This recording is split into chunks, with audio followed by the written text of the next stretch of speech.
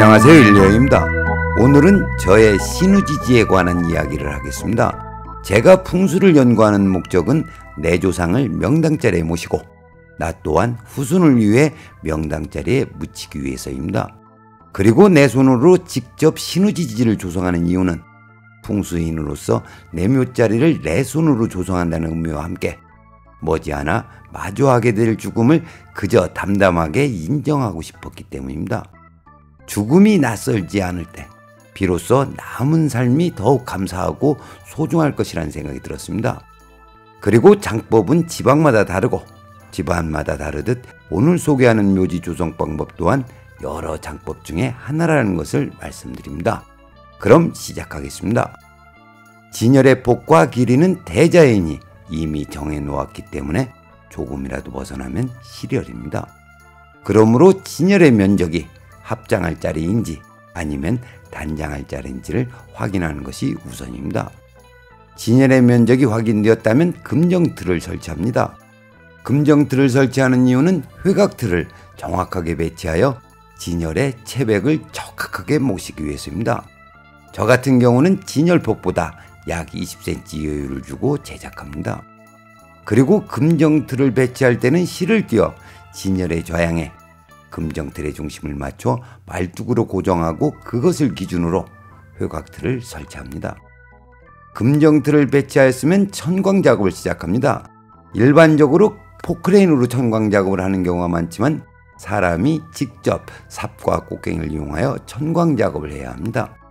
그 이유는 천광에 가해지는 충격을 최소화하려는 목적도 있지만 무엇보다도 천광의 깊이 때문입니다. 진열을 찾는 것도 중요하지만 그와 못지않게 천광의 깊이 또한 매우 중요합니다. 산은 어느 각도에서 보느냐에 따라 전혀 다른 모습을 하는 것처럼 혈자리 또한 깊이에 따라 삭격의 수직적 각도가 변합니다. 따라서 땅을 파내려가면서 삭격의 기운을 체크하고 마지막으로 체백이 누울 자리를 결정하는 것은 매우 중요합니다. 만약 잘못 뛴 천광 작업으로 삭격에서 단 한 줄기의 살기라도 전해진다면 진열로서의 가치를 상실하게 됩니다. 청호경에 이르길 혈자리가 아무리 좋아도 장사를 잘못 지내면 시신을 버린 것 같다는 혈길작용 여기시동이라는 글귀가 있습니다. 여러 가지를 함의하고 있지만 저는 천광의 깊이로 이해하고 있습니다. 즉 잘못 뛴 천광 작업은 명당을 흉당으로 만들 수 있기 때문에 매우 신중하게 접근해야 합니다. 쉽게 말씀드리면 아파트 2층이 명당이라고 해서 1층 또한 명당이라는 보장은 없습니다. 그리고 진열은 평면적 개념의 땅바닥만 보고 판단해서는 안 됩니다. 진열은 혈자리와 삭격 간에 발생하는 생기의 기적작용에서 생성되기 때문에 입체적 개념으로 이해하셔야 합니다. 다음으로 천광 작업을 하면서 진열처의 박환 여부와 토색을 눈으로 확인해야 합니다. 그 이유는 혈자리와 삭격의 기운이 음양의 합일이 되었을 때 박환이 이루어지기 때문입니다. 이것을 비석비 돌아가는데 흡사 안반을 시루에 쪄 놓은 느낌입니다. 이 대목에서 음양합일에 대해 말씀드리면 생명을 잉태하기 위해 남녀가 사랑을 나누는 것과 같이 혈자리와 삭격 또한 대립을 통해 음양의 조화를 이룹니다. 이것이 음양합일입니다.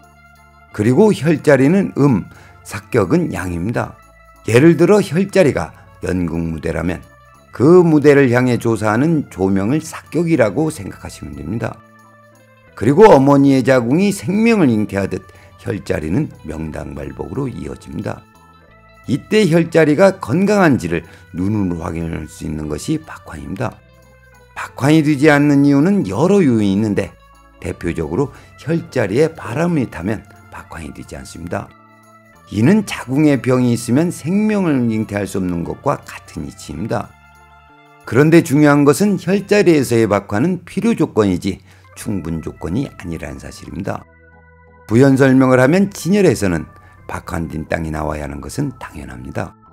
그렇다고 박환된 땅이라고 해서 무조건 진열이라고 할 수는 없습니다. 그 이유는 흉기에도 바람이 타지 않으면 박환이 이루어지는 경우가 있고 또 여주 이천 지역과 같이 마사가 많은 땅에서는 모든 땅이 박환된 것처럼 보이기 때문입니다. 정리하자면 순수기감으로 생기의 기적장애로 생성된 진열을 찾고 그 다음으로 땅을 파서 석산에서는 안반이 박환되었는지와 토산에서는 토색이 양명한지를 확인하는 것이 순서입니다. 이렇게 하는 이유는 진열을 생성하는 생기의 기적작용은 눈에 보이지 않기 때문입니다. 그러나 박환과 토색을 통해 생기의 기적작용을 눈으로 확인할 수 있습니다.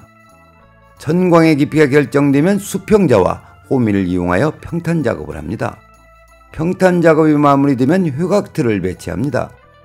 회곽틀을 땅속에 묻는 것이 일반적입니다.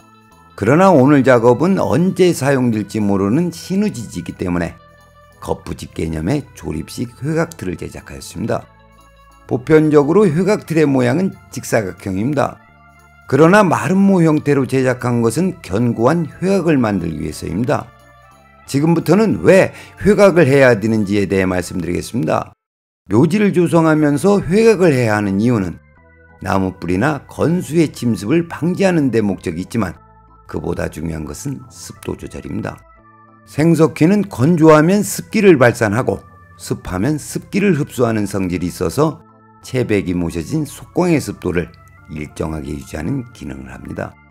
속광의 습도가 일정하게 유지되면 채백이 오래 보존될 수 있고 채백이 진열에 오래 보존되면 동기감으로 인한 명당발복 또한 오래도록 이어질 수 있습니다. 이 대목에서 한 가지 첨언을 하자면 진열처는 물빠짐이 좋기 때문에 설령 건수가 침습했다고 할지라도 속광에 물이 차는 경우는 없습니다. 이러한 배수 능력은 생장 시 자연스럽고 깨끗하게 육탈을 진행시켜 황고로 하는 데 도움이 됩니다. 다음으로 회곽틀이 설치되었으면 생석회와 흙을 배합하여 회곽 작업을 합니다. 생석회 배합을 수작업을 하는 이유는 생석회와 흙의 정확한 배합 비율 때문입니다. 몇 번의 테스트 결과 생석회와 흙의 비율이 1대 2일 때 강도면에서 가장 우수했습니다.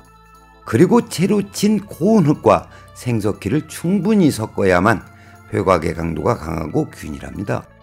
포크레인으로 배합을 하면 생석회와 흙이 정확한 비율로 고르게 섞이지 않기 때문에 제대로 된 회곽을 만들기 위해서는 번거롭고 수고스럽더라도 수작업으로 해야 합니다. 그리고 생석회는 물을 만나면 약 200도의 열을 발산하기 때문에 고무 재질보다는 금속 재질의 통을 사용해야 합니다. 생석회 배합 순서는 먼저 통에 물을 넣고 수사를 투입합니다. 보시는 이미지가 수사인데 이것을 넣는 이유는 회곽이 양생되는 과정에서 발생할지 모를 크랙을 방지하기 위해서입니다. 회곽에 수사를 넣는 것은 황토 미장할 때 갈라짐을 방지하기 위하여 지푸라기를 넣는 것과 같습니다. 다음으로 걸쭉하게 배합한 생석회를 회곽틀에 투입합니다. 이 작업은 시간과 싸움으로 배합된 생석회가 열을 발산하기 전에 투입해야 합니다. 투입된 생석회가 식으면 중간중간 휘다짐을 합니다. 이때 배합된 생석회의 색이 약간 붉은색을 띠는데 약 1개월이 지나면 회분이 올라와 하얗게 변합니다. 그리고 생석회는 시멘트와 달리 시간이 지나면 지날수록 강도가 높아지는 성질이 있습니다. 생석회를 회곽틀 높이에 맞춰 투입했으면 마지막으로 휘다짐과 함께 흑선으로 마무리를 합니다. 다음으로 겉푸집으로 사용한 회곽틀은 충분한 시간이 지난 뒤에 제거합니다. 보시는 이미지가 완성된 회곽입니다. 회곽이 어느 정도 굳었으면 채로 친 고운 흙으로 속광을 채우고 횡대를 덮고 봉분을 세웁니다. 이로써 신우지지는 완성됩니다. 그럼 오늘의 이야기를 정리하겠습니다.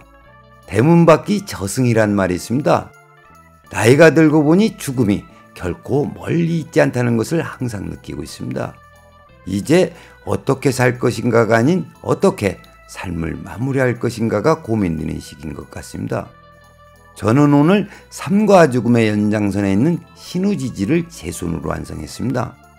가끔 이 자리에 홀로 와서 술 한잔을 기울이며 지난 삶을 반추하려고 합니다.